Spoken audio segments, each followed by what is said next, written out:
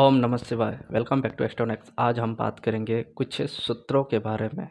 जैसे कि मैं सीरीज चला रहा हूँ ग्रह पे और राशियों पे, तो उसके बाद मैं सोच रहा हूँ कि बीच बीच में अब सूत्र डाला जाए। जैसे कि हम स्कूल में पढ़ते हैं और कोई रीडिंग डाल रहा हो तो हम थोड़ा बोर हो जाते हैं, हमें नींद सी आने लगती है। पर उसी समय कोई कुछ कहानी सुनाने लगे तो हमें इंटरेस्ट सा जग जाता है। उसी प्रकार जो कि एस्ट्रोलॉजी है, उसमें किसी चीज़ का रीडिंग डालना या समझाना उस पे थोड़ा बोरिंग सा लगता है, लेकिन जब कुछ सूत्र मिलते हैं तो बहुत मज़ा आता है।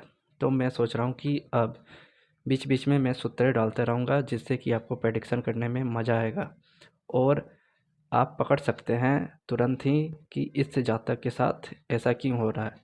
तो आज से एक नई सीरीज सूत्रों पे रहेगी, जो मैं रोज़ इसे हर वीक में 2 दिन बीच करके या 1 दिन के बाद हर एक वीडियो के बाद मैं इसे ज़रूर डालूँगा। तो चलिए चालू करते हैं।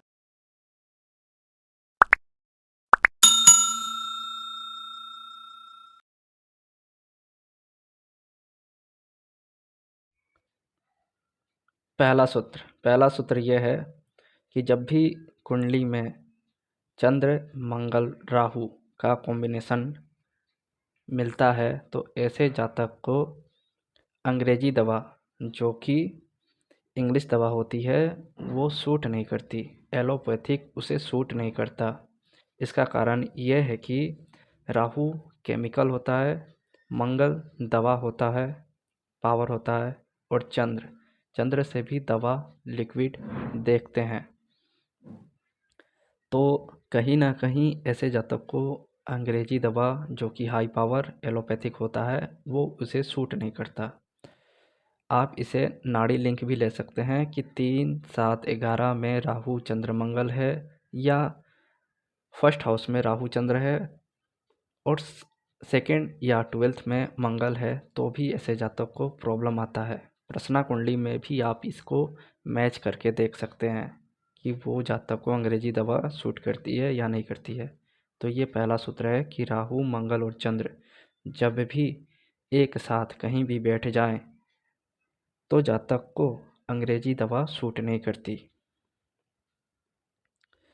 सेकेंड सूत्र यह है कि चंद्र यदि 10th हाउस में हो तो ऐसे लोगों को लिक्विड दवा नहीं खानी चाहिए, और ना ही ऐसे लोगों को लिक्विड दवा देनी चाहिए। यानी वो डॉक्टर बन जाए होम्योपैथ का और वो लिक्विड दवा जो होती है वो देता है, तो वो उससे मरीज को सूट नहीं करेगा और इसका काम ठप हो जाएगा। तो चंद्र 10th में हो या शनि चंद्र एक साथ बैठे हों तो भी थोड़ा बहुत असर आता है, लेकिन चंद्र 10th में वाले को लिक्विड दवा थोड़ा भी सूट नहीं करता।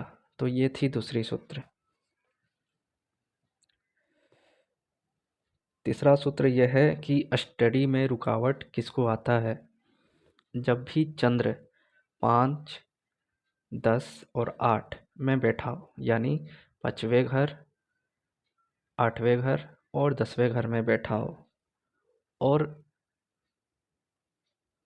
मंगल और बुध का भी युति हो, यानी कि बुध एजुकेशन होता है और मंगल और बुध की नहीं बनती, जो रुकावट डालता है। इसलिए मंगल और बुध भी कहीं ना कहीं एजुकेशन में ब्रेक लाते हैं।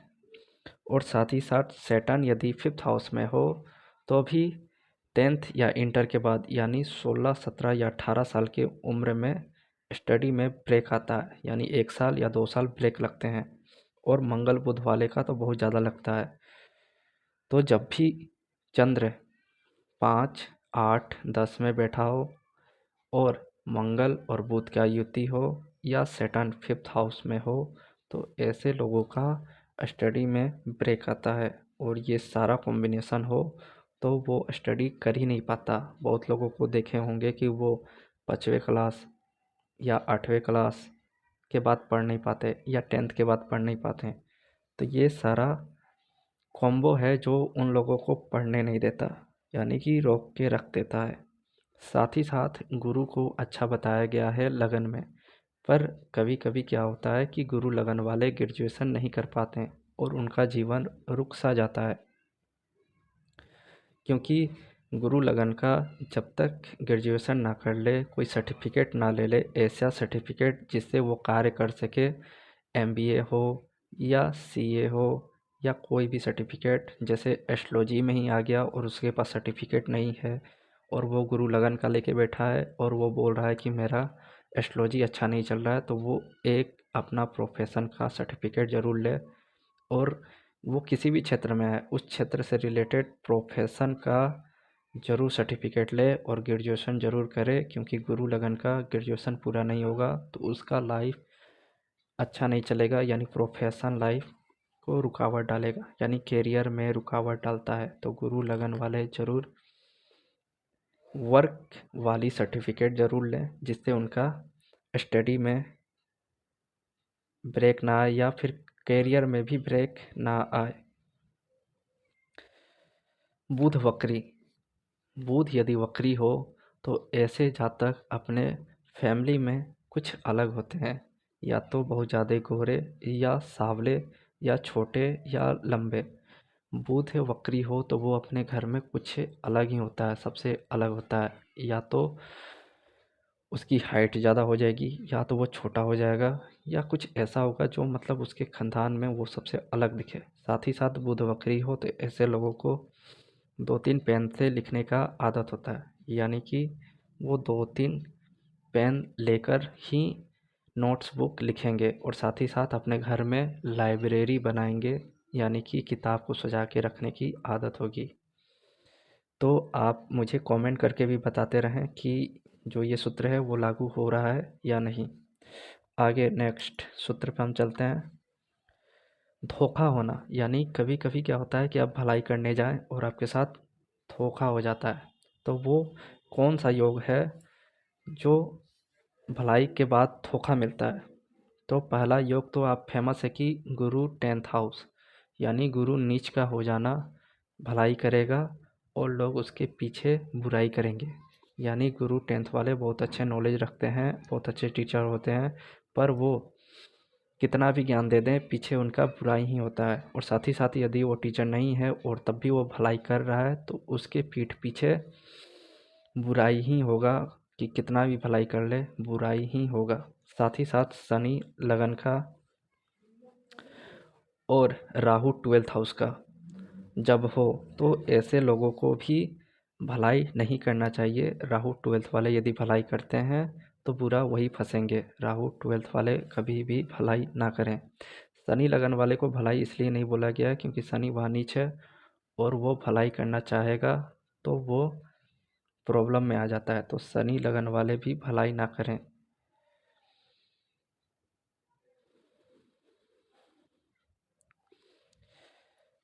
नेक्स्ट सूत्र, शनि यदि छठे घर में हो तो इनको वर्कर्स धोखा देते हैं, क्योंकि पास्ट लाइफ में इन्होंने वर्कर्स का इज्जत नहीं किया या उनको रिस्पेक्ट नहीं दी और इस जन्म में वो बहुत ज़्यादा वर्कर्स या छोटे लेबर टाइप या मजदूर टाइप लोगों को सपोर्ट करना चाहते हैं, सपोर्ट करते हैं, लेकिन वो उनको धोखा देते हैं।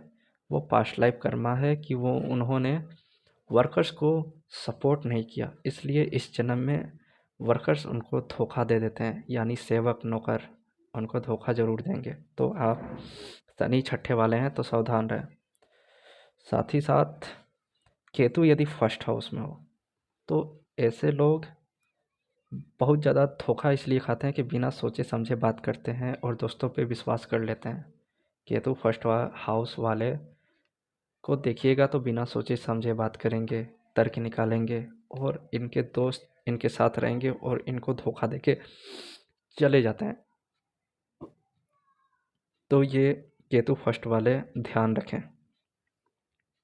नेक्स्ट सूत्र है, केतु यदि फिफ्थ हाउस में हो तो ऐसा इंसान दिल का सच्चा होता है और हर बात बता देता है, यानी इसको पेट में कोई भी बात नहीं पचती, यानी कोई भी बात ये रोक नहीं सकता, बता देता है। तो केतु फिफ्थ वाले वैसे तो सच्चे दिल के होते हैं और इनसे कोई बात पचता नहीं, तो केतु फिफ्थ वाले ध्यान रखें। नेक्स्ट सूत्र पे हम जाते हैं। तो गुरु और केतु भी सच्चे दिल के होते हैं और इनसे आशीर्वाद ब्लेसिंग लेना किसी के लिए भी बहुत अच्छा होता है, क्योंकि गुरु और केतु को गणेश योगा कहते हैं। गणेश मतलब श्री गणेशाय नमः, यानी कि इनको कल्याण ही होगा। जो गुरु और केतु वाले गुरु हों उनसे ब्लेसिंग लेना, ये जल्दी ब्लेसिंग देते नहीं हैं, गुरु बनते नहीं हैं, और इनसे यदि ब्लेसिंग मिलने लगे तो तरक्की मिलने लगता है। तो जिसके भी चार्ट में गुरु केतु का योग है उसको मतलब गणेश योगा बोलते हैं, और इनसे आशीर्वाद लेना बहुत अच्छा होता है। शनि यदि फर्स्ट हाउस में हो या सेवेंथ हाउस में हो या शनि बुध का युति हो और शनि छठे हाउस में भी हो, तो ऐसे लोगों को गाना गुनगुनाना, गाना गाना और सीटी बजाना, यानी कि ऐसे लोग का मुंह से सीटी निकल जाता होगा, गाना गुनगुनाते रहते होंगे, और कहीं ना कहीं ये हमेशा प्रॉब्लम में आ जाते हैं, क्योंकि ये गाना गाना या सीटी बजाना इनको लगा रहता है और इनको पता ही नहीं चलता कि क्यों ये प्रॉब्लम आ रहा है। शनि लगन वाले, शनि सेवेंथ वाले, शनि छठे वाले और शनि बुध वाले, ये कहीं ना कहीं गाना गुनगुनाते रहते हैं। श्री कृष्ण जी की कुंडली में शनि 7 नंबर का था और वो बांसुरी बजाते थे, पर वो तो भगवान थे। तो कहीं ना कहीं सीटी बजाना वहीं से निकला है कि शनि 7 वाले बांसुरी भी बजाएंगे या गाना गाएंगे या सीटी भी बजाएंगे। तो शनि 7 वाले यदि सीटी बजाते हैं तो उनके मैरिज लाइफ में प्रॉब्लम आएगा, और शनि लगन वाले यदि गाना गाते हैं तो उनके कैरियर में प्रॉब्लम आएगा। तो आप ध्यान रखें। और शनि छठा वो जॉब का होता है, तो ऐसे लोग सीटी बजाना, गाना गाना, तो उनके जॉब नहीं मिलेगा या जॉब में प्रॉब्लम आएगी, तो ये ध्यान रखें। नेक्स्ट सूत्र यह है कि कौन सा ऐसा योग होता है कि बच्चा गोद लिया जाता है, मतलब बच्चा गोद लिया गया है, या तो उसके घर में या जिसका चार्ट है उसके। तो जब भी शुक्र सेकंड हाउस का हो और अष्टम हाउस खाली हो, तो ऐसे लोगों के क्या होता है कि बच्चा होने में प्रॉब्लम आती है, और ऐसे लोगों को बच्चा गोद लेते हैं। और साथ ही साथ शुक्र जब फिफ्थ हाउस में हो अपनी राशि का, यानी 2 और 7, यानी वृषभ और तुला का, तो फिफ्थ हाउस में जब शुक्र हो वृषभ और तुला का, तो ऐसे लोगों को भी गोद लेना पड़ता है। बुध 7वें घर में हो, बुध यदि 7वें घर में हो तो उसके खानदान में कोई ना कोई बच्चा गोद लिया गया है या दिया गया है, यानी कि जैसे कि पौराणिक कथा के अनुसार चंद्र का बेटा बुध है और वो गुरु बृहस्पति के पास चला गया, तो इसीलिए बुध से भी कहीं ना कहीं हम गोद लिया बच्चा देखते हैं। और सेवेंथ हाउस में जब भी बुध आए या 7वें नंबर में, तो ज़रूर उसके घर में बच्चा गोद दिया गया है। साथ ही साथ शनि जब चंद्र से 10th हो, यानी कि चंद्र से काउंट करने पे शनि 10वें घर में हो, तो भी बच्चा गोद लिया जाता है। देखा गया यहाँ पर कि शनि चंद्र से 10th हाउस में हो तो ऐसे लोग बच्चा गोद लेते हैं। और ये लोग ऐसे प्रोफेशन भी कर सकते हैं जहाँ पर आजकल जैसे चल रहा है कि लोग प्ले स्कूल खोलते हैं, या फिर ऐसा क्या बोलते हैं कि दिल्ली तरफ चल रहा है कि लोग वहाँ बच्चे छोड़ जाते हैं 4 घंटा या 5 घंटा के लिए कि हम वर्क पे जा रहे हैं, और इसके बाद आके ले जाते हैं। तो उस तरह का जॉब ये लोग यानी कि बिजनेस भी कर सकते हैं। एक और सूत्र है गोद लिया गया बच्चा भरणी नक्षत्र, यानी चंद्र जब भरणी नक्षत्र में हो, तो ऐसे जातक का, यानी जो भी जातक आपको कुंडली दिखाने आए, तो वो कहीं ना कहीं वो गोद लिया हुआ बच्चा या गोद लेगा बच्चा, ऐसा ज़रूर होगा। जब भी भरणी नक्षत्र में चंद्र हो, यानी चंद्र भरणी नक्षत्र का हो तो गोद लिया गया बच्चा उसके घर में आता है। तो ये थी गोद लिए गए बच्चे पे बात। नेक्स्ट हम बात करते हैं कि पढ़ाई कब काम नहीं आती। कि मतलब हमने पढ़ा और वो पढ़ाई काम नहीं आ रही है। तो जब भी एक तो सूत्र मैंने बताया कि चंद्र 5, 8, 10 में हो, और साथ ही साथ जब जुपिटर लगन और जुपिटर फोर्थ का हो और शुक्र 10th हाउस का हो, तो ऐसे लोग जो पढ़ाई करते हैं उसमें काम नहीं कर पाते, यानी वो पढ़ेंगे कुछ और काम कुछ और करेंगे। शुक्र 10 और चंद्र 10 वाले मेडिकल लाइन की पढ़ाई बहुत ज़्यादा, मतलब उनको इच्छा होती है पढ़ने की और वो पढ़ना भी चाहते हैं, और पढ़ते पढ़ते यदि वो बीच में छोड़ दें या उनका ऐसा दिमाग हो जाता है कि वो छोड़ ही देते हैं और वो दूसरा काम करने लगते हैं, तो यदि उनको मेडिकल लाइन में जाना है तो उससे पहले कोई और विषय ले लें और उसको पढ़ें और इसके बाद मेडिकल लाइन में आए। तो ये एक रेमेडी के टाइप हो जाएगा कि वो अपना जो पढ़ाई करना चाहते हैं या जो भी लोग अपना जो भी इच्छा रखते हैं उस क्षेत्र में जाने के लिए, तो उससे पहले कोई दूसरा पढ़ाई करें और तब इस क्षेत्र में आए। तो इससे क्या होगा कि वो जो क्षेत्र में जाना चाहते हैं उस क्षेत्र में जा पाएंगे, नहीं तो कहीं ना कहीं उनको बीच में पढ़ाई छोड़ना पड़ेगा।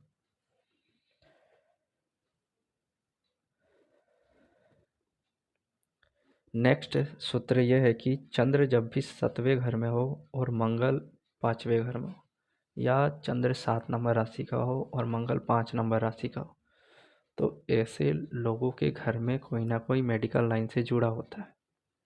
और चंद्र 12th वाले का भी, चंद्र 12th वाले जिस जातक का होगा वो खुद कुछ ना कुछ एलोपैथिक या होम्योपैथिक या आयुर्वेदा का में इंटरेस्ट लेता हो और घर में वो मतलब एक तरह से डॉक्टर होगा, घर का डॉक्टर होगा, यानी वेद होगा।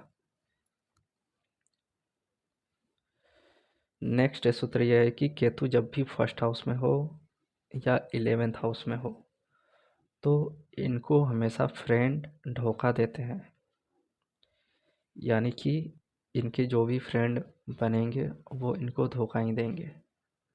तो केतु फर्स्ट और 11th वाले थोड़ा ध्यान रखें, और साथ ही साथ जिसका 11th लॉर्ड 12th में हो उनके दोस्त पैसा ले लेंगे और देंगे नहीं कभी भी, तो ये भी एक तरह से धोखा ही है।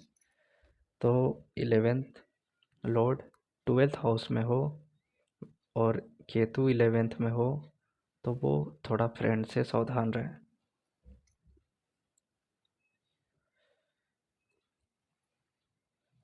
गुरु मंगल योग को शिव भक्त कहते हैं, यानी कि शिव जी की भक्ति करने वाला, क्योंकि गुरु और मंगल को औदार योग बोलते हैं, और शिव जी से बड़ा औदार दिल, दिलदार दिल कोई नहीं हो सकता। तो गुरु मंगल को शिव भक्त कहते हैं, और ऐसे लोग उदार दिल भी होते हैं, मतलब बहुत दयावान होते हैं। तो गुरु मंगल उदार दिल, दयावान होते हैं। शनि जब भी लगन में हो या राहु लगन में हो तो ऐसे लोगों को खुशियाँ मनाने से मना किया गया है, यानी बर्थडे ना मनाए, हैप्पीनेस ना दिखाए। वो अपना बर्थडे या कोई भी जो घर में प्रोग्राम है उसमें खुशियाँ जाहिर ना करें, नहीं तो उनको प्रॉब्लम आएगा। और साथ ही साथ मंगल यदि छठे हाउस में हो तो वैसे लोग भी अपना बर्थडे और बच्चे के बर्थडे या बच्चे के जन्मदिन पे खुशियाँ ना मनाएं, मीठा ना बांटें। वैसे लोग को भी बहुत ज़्यादा प्रॉब्लम आता है, मीठा की जगह नमकीन बांटें। और शनि लगन वाले, राहु लगन वाले उस दिन बर्थडे ना मनाएं, उसके कुछ दिन बाद या कुछ दिन पहले ही मना लें, और शांति से मनाएं, धूमधाम से नहीं। और ऐसे लोग बहुत ज़्यादा धूमधाम से मनाना चाहते हैं जो इनको मना है।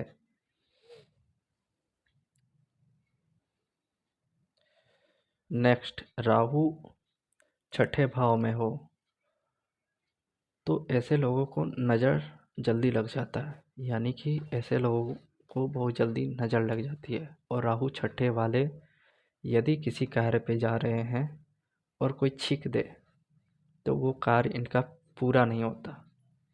तो राहु छठे वाले जब भी नज़र लगे कि लग गया है तो अपनी पैर की थोड़ी सी धूल को उठाएं और उसे आग पे ले जाके रख दें, यानी उसे ले जाके गैस पे थोड़ी सी रख दें और जला दें। तो इससे थोड़ा उनका नज़र दोष दूर होता है। और साथ ही साथ पहले घुमा लें, अपने सर से घुमा लें, तब जाके उसको रखें। 4 बार कम से कम घुमाएं। छठवां भाव या छठवें साइन में जो भी ग्रह होता है, जहाँ तक उस भाव से रिलेटेड, यानी जो भी ग्रह वहाँ पे बैठा है उस ग्रह से रिलेटेड डोनेशन करे या किसी चीज़ को दे। जैसे राहु है तो फास्ट फूड किसी को खिलाना। मान लीजिए आप दोस्त के साथ गए हैं और राहु आपका छठे भाव में है और आप फास्ट फूड अपने फ्रेंड को खिलाएं, या फिर कोई ड्रिंक पीता है तो वो ड्रिंक पिलाया और उसके बाद ही उसका लड़ाई हो जाता है। तो ये जिसका भी छठवें हाउस या छठवें साइड में जो ग्रह हो उसका ये प्रॉब्लम होता है। यानी कि जैसे मंगल छठवें में हो और वो मीठा दे दे तो उसको लड़ाई होगा या प्रॉब्लम होगा, पक्का है। तो छठवें भाव और छठवें साइन में जो ग्रह है तो आप ध्यान रखें, उसका चीज़ ना ही डोनेशन करें और ना ही अपने फ्रेंड के साथ शेयर करें। यहाँ तक कि यदि वहाँ पर चंद्र है तो आप दूध, दही या पानी डोनेट ना करें। और यदि आपको करना ही है तो हॉस्पिटल में करें, वो ज़्यादा अच्छा रहेगा। नेक्स्ट सूत्र यह है कि शनि 6 में हो या 8 में हो या केतु 4th में हो तो ऐसे लोगों का मकान कॉर्नर का होता है या बंद गली का होता है, या इनका मकान ट्रायंगल होता है, थोड़ा ट्रायंगल शेप लिए होता है, या फिर इनका मकान लास्ट से थर्ड होगा, यानी कि लास्ट नहीं हुआ तो लास्ट से थर्ड होगा। तो ये शनि छठे वाले का या 8वें वाले का ज़रूर होता है। और साथ ही साथ ऐसे लोग जहाँ भी जाते हैं उनको ऐसा ही मकान मिलेगा। नेक्स्ट सूत्र यह है कि शनि छठे का हो तो ऐसे लोगों को ऐसे मकान में रहना चाहिए जो बंद गली का ना हो, मतलब आगे से गली खुली हुई हो, तब जाके इनका तरक्की होगा। और यदि ये बंद गली के मकान में रहते हैं तो इनका तरक्की रुकता जाता है। चंद्र यदि सेकंड हाउस में हो तो ऐसे लोग का जन्म फर्स्ट फ्लोर पे होता है, यानी ग्राउंड से जुड़े हुए नहीं, फर्स्ट फ्लोर सेकंड फ्लोर पे ही होता है। और ऐसे लोग यदि ग्राउंड फ्लोर पे रहते हैं, ज़्यादातर चंद्र सेकंड वाले ग्राउंड फ्लोर पे ही रहते हैं, लेकिन जब ये फर्स्ट फ्लोर या सेकंड फ्लोर पे जाएंगे तो इनका पैसा, इनकम, करियर या प्रमोशन जो भी होए अटका हुआ वो खुल जाएगा। तो ऐसे लोग ग्राउंड फ्लोर पे ना रहें, फर्स्ट फ्लोर या सेकंड फ्लोर पे रहें तो इनको तरक्की मिलेगा।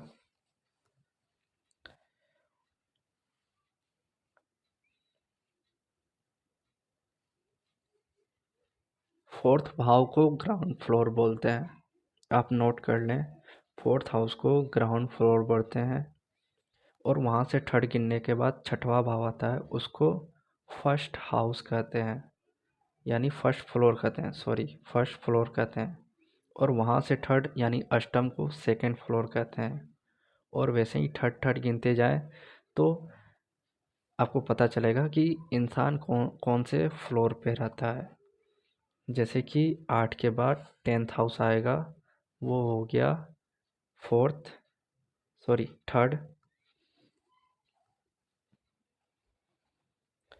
और वैसे ही आगे फिर 10th के बाद यदि आप 12th में जाते हैं तो वो फोर्थ होगा, और उसके बाद थर्ड जाते हैं तो सेकंड हाउस वो आपका फिफ्थ फ्लोर पे होगा, और फिर फोर्थ आइएगा तो वो 6th फ्लोर हो जाएगा। तो ये मतलब फ्लोर वाइज मैं आपको बता देता हूँ कि कौन सा हाउस फ्लोर दिखाता है।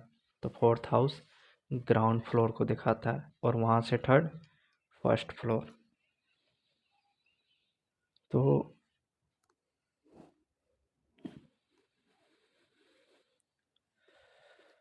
नेक्स्ट सूत्र यह है कि गुरु जब फोर्थ हाउस में हो तो ऐसे जातक को बहुत बड़ा दरवाज़ा लगाने का शौक होता है, यानी इनका गेट बहुत बड़ा हो ऐसा इनका शौक होता है। और पहले के लोगों का, जैसे राजा महाराजा, उनको हाथी रखने का शौक होता था, या फिर हाथी का बना हुआ बहुत बड़ा एक हाथी, मिट्टी का या किसी भी चीज़ का, किसी भी धातु का, तो वैसे चीज़ें रखने के ये शौकीन होते हैं। तो आजकल तो ये हाथी कोई रख नहीं सकता, तो बड़ा गेट लगाने का शौक होता है। तो गुरु फोर्थ वाले का दरवाज़ा बहुत बड़ा होता है। चंद्र यदि 6, 8 या 10 में हो तो ऐसे जातक की माता की 3 बहन या 6 बहन होती हैं, यानी कि जिस भी जातक का यह कुंडली है उसके माता की 3 बहन या 6 बहन होंगी।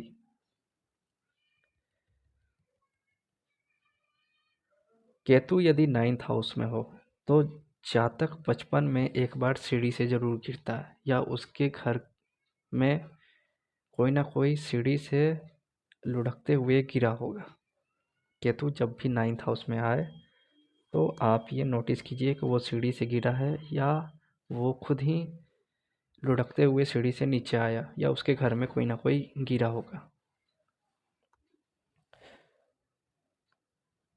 राहु 3rd में हो तो ऐसे लोग घर में हाथी या हाथी का बना हुआ कोई चीज़ रखते हैं, और ताजमहल का कुछ खिलौना या कुछ पेंटिंग रखते हैं, जो कि इनको रखना नहीं चाहिए, इनसे इनको प्रॉब्लम आता है। तो जो भी लोग हाथी या हाथी का कुछ खिलौना, हाथी दांत या फिर ताजमहल रखते हैं तो वो ना रखें। नेक्स्ट सूत्र, राहु यदि 2nd में हो तो ऐसे लोग बात करते वक्त आंख बंद कर लेते हैं, यानी इनको आंख बंद करके एक इंट्यूशन आता है और ये बताते हैं। यदि कोई एस्ट्रोलॉजर है तो वो राहु 2nd लिया है या राहु अष्टम से 2nd को देख रहा है, तो ऐसे लोग आंख बंद करके और अच्छे से प्रेडिक्शन करते हैं। गुरु लगन का जातक को ज्ञानी और विद्वान तो बनाता है, पर मूर्ख विद्वान बनाता है। क्यों? क्योंकि ऐसे लोग को पढ़ाई बहुत पसंद है, मतलब इन्होंने जो बात कही उसका एप्रिसिएट करना, इनको सराहना देना जब तक ना दिया जाए तब तक इनको अच्छा नहीं लगता, और ये दे दिया जाए तो बहुत खुश हो जाते हैं। तो इसीलिए किसी टेक्स्ट बुक्स में लिखा था कि बुद्धिमान तो हैं पर मूर्ख विद्वान हैं, क्योंकि अपनी पढ़ाई सुनना पसंद करते हैं। तो गुरु लगन वाले ज्ञानी होते हैं, इनको गुरु का पोस्ट भी मिलता है, सदगुरु। पर एक छोटी सी खराबी है कि इनको जो चीज़ बोलें उसकी सराहना चाहिए, मतलब अगला बोले कि आपने अच्छा कहा है तो इनको बहुत अच्छा लगता है। तो ये थी आज कुछ सूत्र। नेक्स्ट फिर हम कुछ और सूत्र लेकर आएंगे। तब तक के लिए धन्यवाद।